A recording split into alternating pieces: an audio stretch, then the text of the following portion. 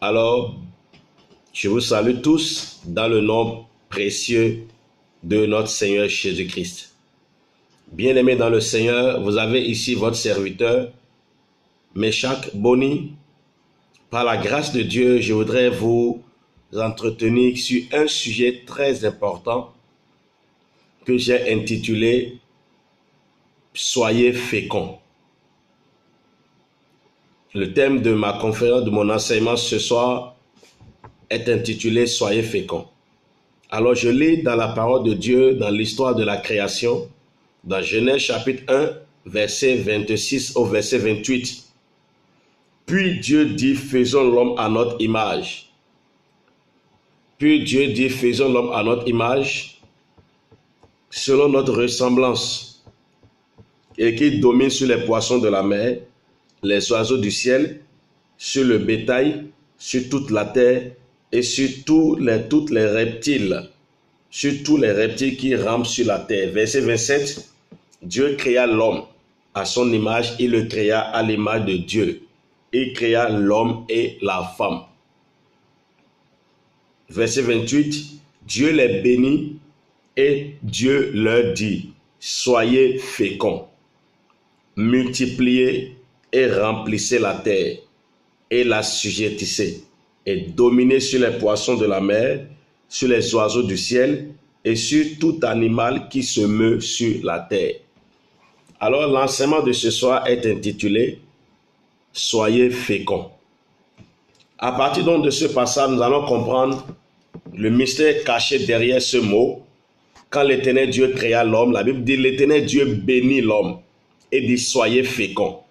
Donc autrement dit, quand vous regardez bien cette phrase « Soyez féconds », c'est vrai, c'est une bénédiction, mais autrement dit, c'est comme un commandement, c'est un ordre. « Soyez féconds ». Je vous commande d'être féconds.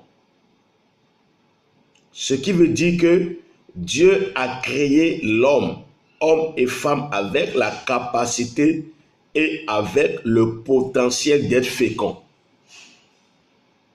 Être fécond, c'est quoi? C'est la capacité de produire des fruits, la capacité de porter des fruits, la capacité de se reproduire, la capacité de se multiplier, la capacité de se dupliquer et de se répliquer. Autrement dit, le mot fécond implique que nous avions été créés, hommes et femmes, pour ne pas être stériles. Nous avions été créés par Dieu avec le potentiel, avec la capacité de porter des fruits ou de produire des fruits. Donc, quand Dieu dit « soyez féconds », c'est que Dieu espère que l'homme et la femme puissent produire certains fruits. Dieu espère que l'homme et la femme puissent produire. Ça veut dire que Dieu n'a pas créé l'homme étant stérile, n'a pas créé la femme étant stérile. Mais ce soir, nous allons voir quelque chose de mystérieux. La plupart des temps, quand on parle de fécondité, les gens ont attrait à la reproduction, à la procréation. Mais bien aimé, le mot fécondité ici, le mot fécondité utilisé par Dieu, dans son sens originel, signifie bien le mot production. Production, productivité. Donc quand on parle de fécondité, on parle de productivité. Un homme qui est fécond, c'est un homme qui est productif. Une femme qui est féconde, c'est une femme qui est productive. Alors, avec ce verset numéro 1, la première vérité que nous devons comprendre, c'est que ce que Dieu espère de vous et de moi, c'est que nous puissions produire, nous puissions être productifs. Autrement dit, nous devrons avoir chaque fois quelque chose de plus. Nous devons pouvoir être productifs. Autrement dit, quand vous êtes dans une carrière, vous êtes dans un emploi, vous êtes dans une profession, est-ce que vous êtes productif dans votre travail? Est-ce que vous êtes productif dans votre foyer? Est-ce que vous êtes productif dans votre entreprise? Est-ce que vous êtes productif dans votre affaire, dans votre business, dans votre carrière? Ou êtes-vous dans la stérilité? Est-ce que vous êtes productif? Vous aviez été créé pour être productif. Vous aviez été créé pour être fécond, étant homme, étant femme, créé par Dieu. Alors, la plupart des gens aujourd'hui, nous sommes dans le statu quo. Nous sommes dans la routine. Il n'y a pas d'amélioration. Il n'y a pas, les anglophones appellent ça improvement. There is no improvement. There is no productivity. There is no productivity. A life without productivity is a life without improvement.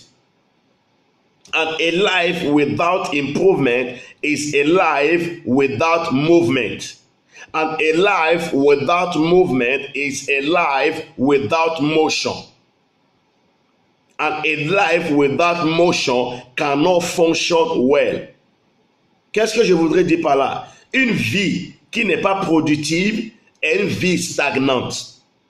Et une vie qui est stagnante, c'est une vie qui n'est pas en motion, en mouvement. Et une vie qui n'est pas en mouvement, en motion, c'est une vie qui manque de fonction. Autrement dit, vous aviez été créé pour être productif. État productif, c'est la capacité de produire quelque chose de nouveau. La capacité de produire, la capacité d'améliorer, la capacité de donner vie à quelque chose de plus. Dieu vous a créé étant homme pour être productif. Il vous a créé pour être productif dans vos pensées. Il vous a créé pour être productif dans vos raisonnements. Autrement dit, cela implique le mot créativité. La productivité, c'est comme le mot créativité. Lorsque quelqu'un est productif dans sa pensée, lorsque quelqu'un est productif dans son raisonnement, dans sa méditation, on dit que cette dernière est créative.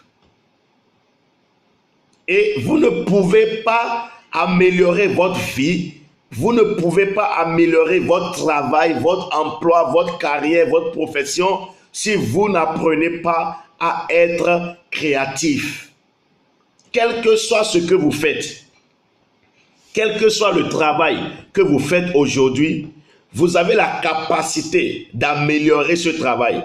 Et quel que soit ce que vous gagnez aujourd'hui, étant un homme d'affaires, étant une femme d'affaires, vous allez au marché, vous gagnez un bénéfice de 100 000 en un jour. Vous avez la capacité, le potentiel de transformer ce 100 000 en 200 000 en fonction de votre niveau de productivité, en fonction de votre niveau de créativité. La créativité, c'est ce qui amène le changement, c'est ce qui amène l'avancement, c'est ce qui amène l'avancement dans la vie, c'est ce qui amène l'avancement, l'élévation, l'élargissement. Un homme qui est créatif dans ses affaires, c'est un homme qui va faire croître cette affaire. Un homme qui est créatif dans son entreprise, c'est un homme qui va élargir l'entreprise. Il y aura de nouveautés chaque fois. Mais allez dans certaines entreprises, allez dans la vie de certaines personnes. Ils sont dans cet emploi, ils sont dans cette profession depuis des années, mais rien de changement dans leur vie, rien comme productivité dans leur vie, rien comme amélioration dans leur vie. Leur vie ne change pas, ils sont plutôt dans la stagnation. Juste parce qu'ils ne sont pas créatifs dans leurs pensées. Écoutez, Dieu nous a créés à son image. Il nous a fait à son image, hommes et femmes. Et la Bible dit, Dieu dit, soyez féconds. Autrement dit, Dieu ne peut pas vous demander d'être ce qu'il ne vous a pas créé à être. Le fait que Dieu dit, soyez féconds, autrement dit, homme, c'est moi qui t'ai créé. Je t'ai créé avec toute la capacité possible. Je t'ai créé avec toute la dotation, le dépôt possible. Je t'ai créé avec tout le potentiel ou la potentialité, le talent nécessaire pour amener à ce que tu puisses changer ta vie et changer les choses autour de ta vie. C'est pourquoi je te demande et je t'ordonne, je te commande d'être ce pourquoi je t'ai créé. Je t'ai créé étant un homme créatif. Et un homme créatif, c'est un homme qui a la capacité de réfléchir. Et au travers de sa réflexion, il peut sortir des idées pour résoudre un problème, pour résoudre une situation, pour trouver la solution à un problème. Vous avez ça en vous.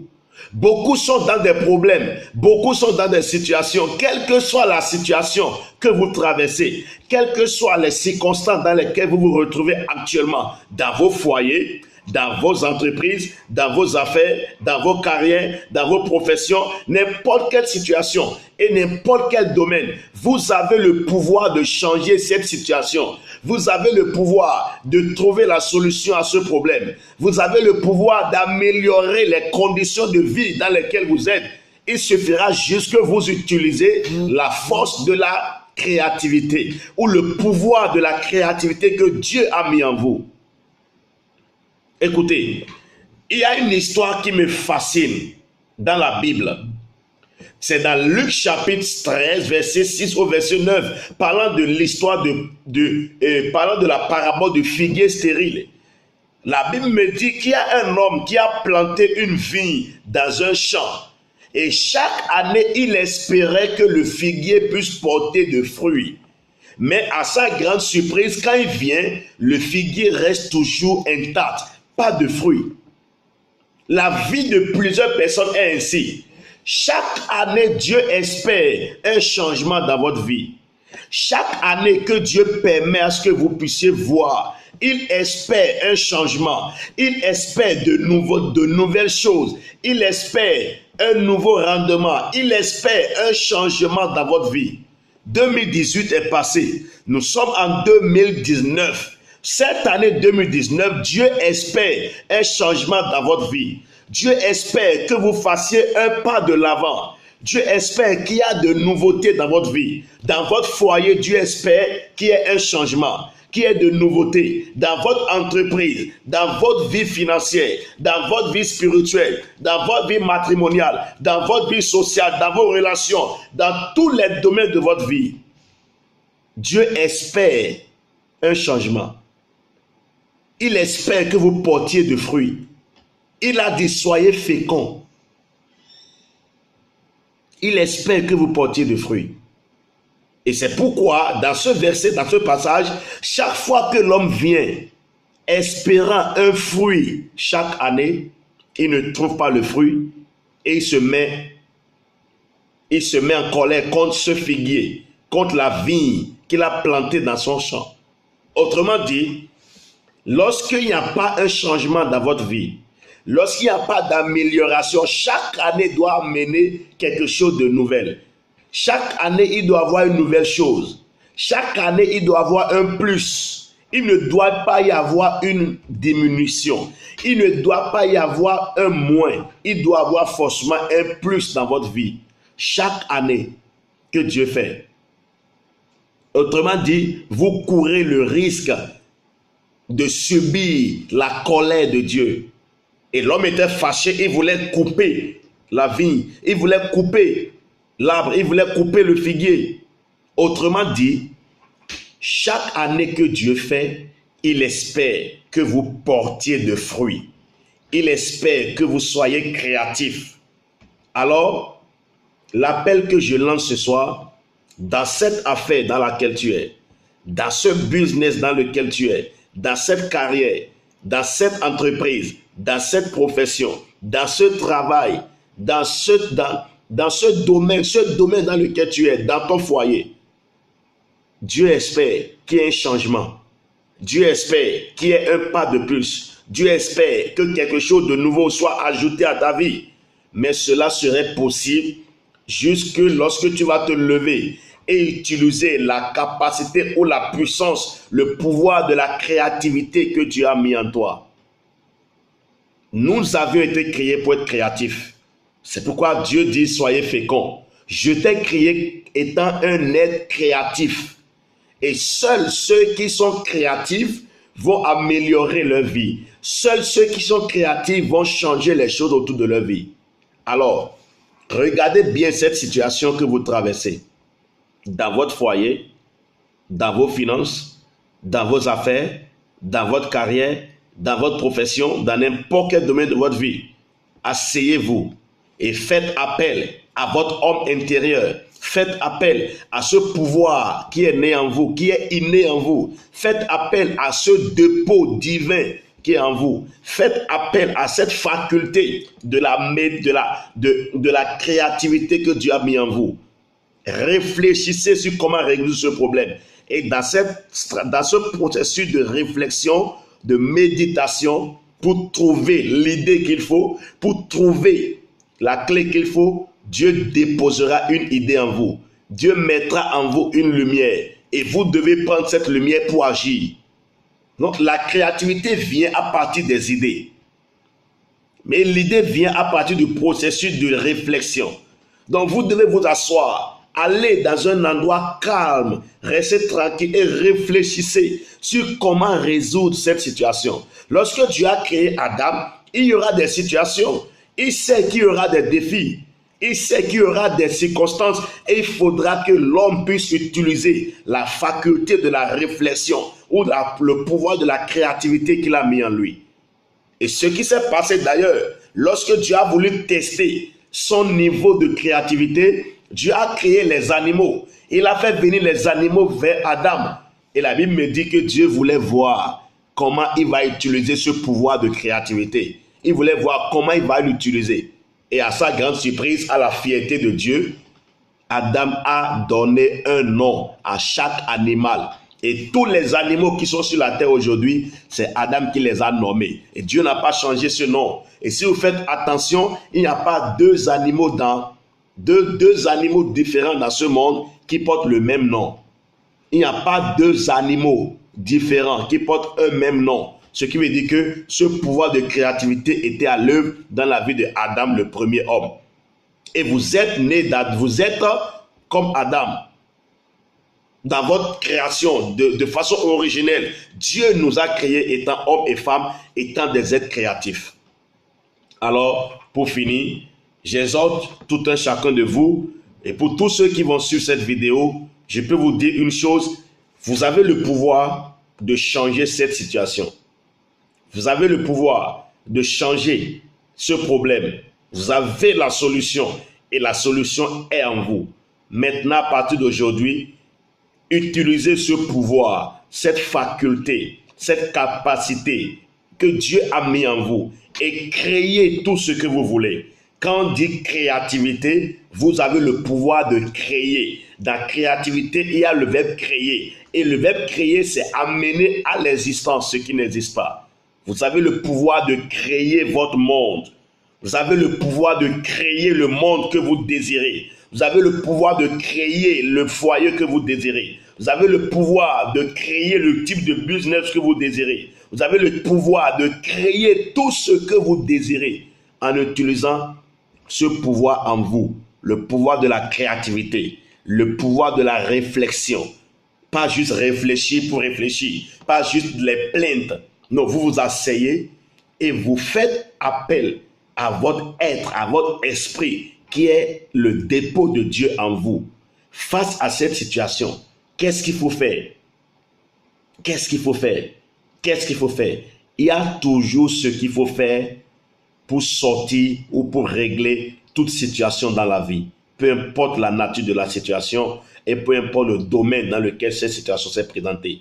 La seule chose à faire, c'est d'utiliser la loi de la créativité, le pouvoir d'une bonne réflexion pour trouver l'idée qu'il faut afin de sortir de cette situation. Alors, je vous remercie. Si cette vidéo vous a fait du bien, n'oubliez pas de faire vos commentaires en bas et surtout abonnez-vous sur cette chaîne afin de recevoir nos vidéos de temps en temps. Je vous remercie. Fort bien-aimé, Meshach Boni.